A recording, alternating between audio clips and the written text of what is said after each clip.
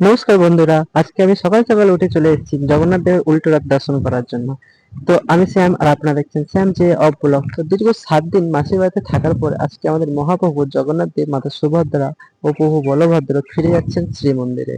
আজকের এই পবিত্র মুহূর্তটা আপনাদের সাথে আমি শেয়ার করতে যাচ্ছি, চলুন। এই যে দেখছেন 3টি রথ দাঁড়িয়ে আছে, এই জায়গাটাকে বলা হয় সরদা বালি।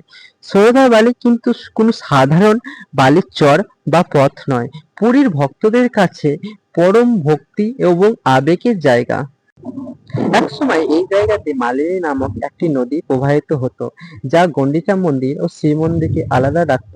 কিন্তু কথিত আছে ভক্তদের সুবিধার্থে ও মহাপ্রভুর কৃপায় নদী শুকিয়ে এবং বালুকায় বেলায় পরিণত হয়, যার নাম হয় সরদাবালি।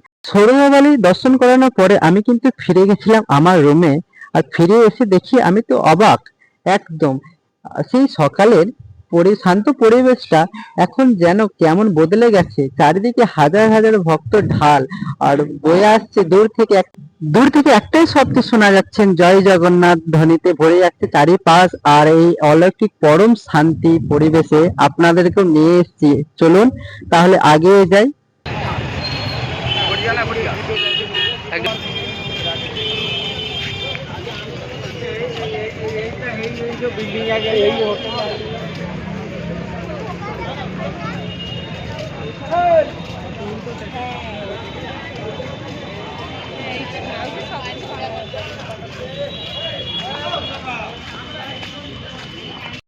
আচ্ছা, আপনারা কি দেখতে পাচ্ছেন চারিদিকের পরিবেশটা কতটা ভিড়ে ভরে গেছেন একদম শিব মন্দিরের জায়গাগুলো। তো চলুন আগিয়ে যাই রথের কাছাকাছি।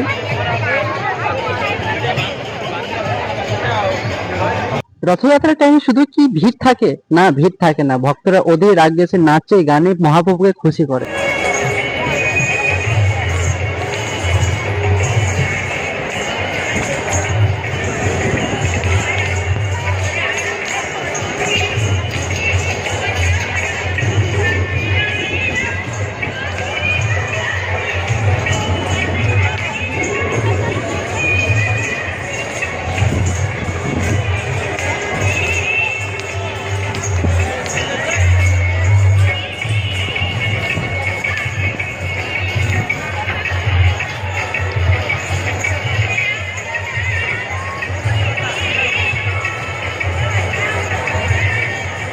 আমার জীবনে প্রথম দেখার সৌভাগ্য হলো উড়িষ্যার সেই বিখ্যাত নৃত্যশৈলী, যেটাকে বলা হয় ওডিসি নৃত্য।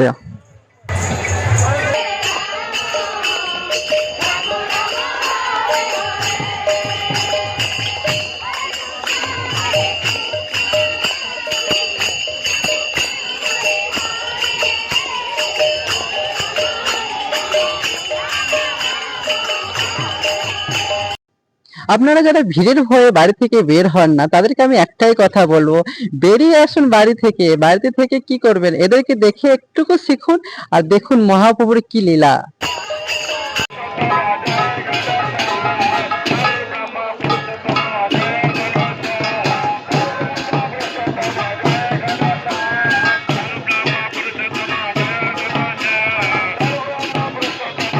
যে যেমন ভাবে পাচ্ছে সে তেমন ভাবে মহাপ্রভুকে খুশি করছে।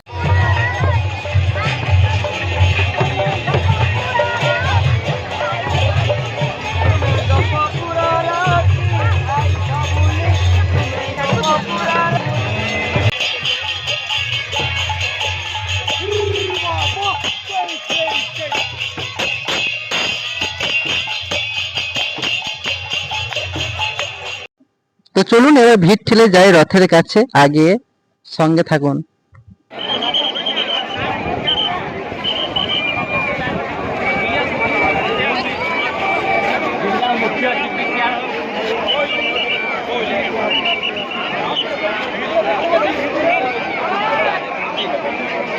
এটা প্রভু বলভদ্র রথ আর পাশে মাতা সুভদ্রার রথ।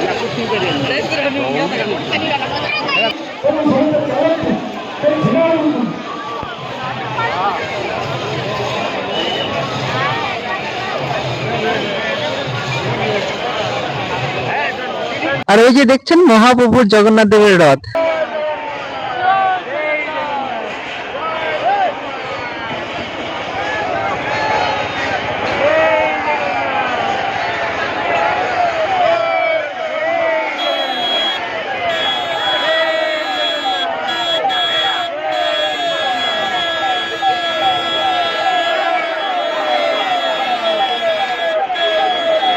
এত ভিড়ের পরেও আপনাদেরকে যে রথের দড়িটা দর্শন করতে পেরেছি, এটাই আমার খুবই সৌভাগ্য বলে মনে হচ্ছে। আর ওই যে দূরে রথের মধ্যে বসে আছে দেখতে পাচ্ছেন জগন্নাথ দেবকে, তো দর্শন করে নিন। খুবই প্রচুর পরিমাণে ভিড় ছিল, তবু চেষ্টা করেছি যতটা পেরেছি আপনাদের সাথে শেয়ার করা। রথের দড়িটা দর্শন করার আবার আমার খুবই ইচ্ছা ছিল, তাই অনেক কষ্ট করার পরে আমি দর্শন করাতে পেরেছি।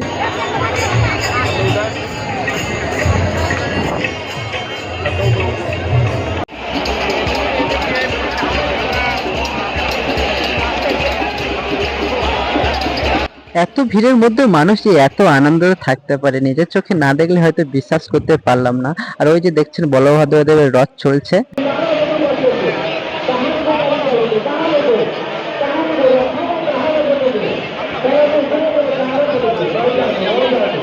রথ দর্শন শেষ, এবার ফিরে যাওয়ার পালা। তো ভিডিওটা কেমন লাগছেন অবশ্যই কমেন্ট করে জানাবেন, আর একটা লাইক আর একটা সাবস্ক্রাইব ছোট ভাই হিসেবে করে দেবেন। তো দেখা হচ্ছে পরের একটা ব্লগে।